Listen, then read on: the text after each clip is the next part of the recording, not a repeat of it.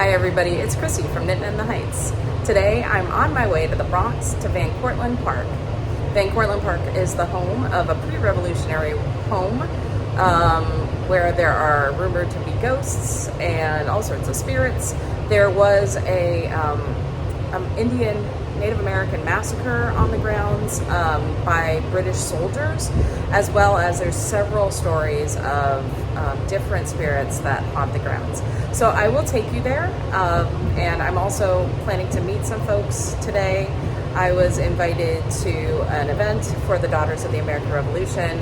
I am a prospective member, as I do have family members that served in the American Revolution, and so I'm going to meet them and see if I want to join this organization. Come along with me while I explore this really interesting historical section of the Bronx. So this is my first time at Cortlandt Park, and it is absolutely gorgeous here. Did not realize how tranquil it would be. The buses actually go to Westchester County, which is outside of New York City. So just arrived at the Memorial Grove, and it is a living tribute to the servicemen who lost their lives fighting during World War II.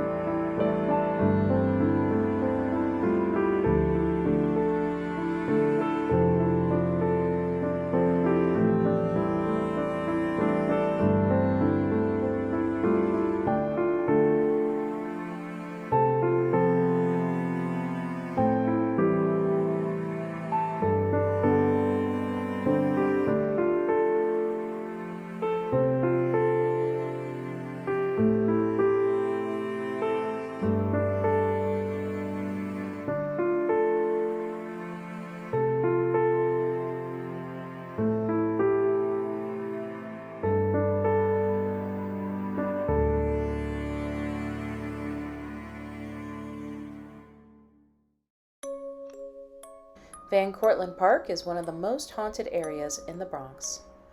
One of the reasons for this is on the date of August 31st, 1778. During the American Revolutionary War, over 40 Native Americans and 17 other patriots, American patriots, were slaughtered in an ambush in what has become known as the Stockbridge Massacre. This was done by the Queen's Rangers, who were a military unit of the British Army, and it was done on the Cortlandt homestead.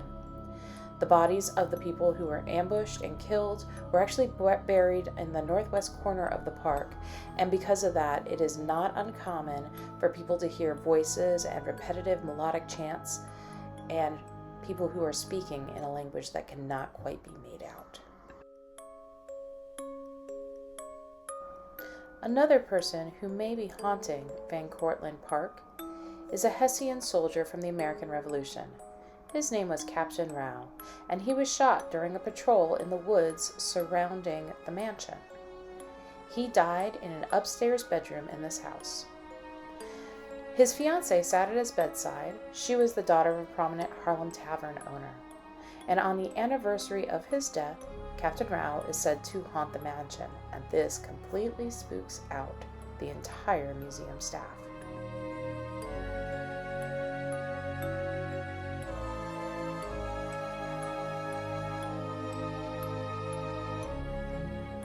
Some of the ghostly encounters associated with this building include seeing the faces of two little boys in the upstairs attic windows when no one is supposed to be around. Inside the house, there is a children's room, and in that room there are toys such as dolls.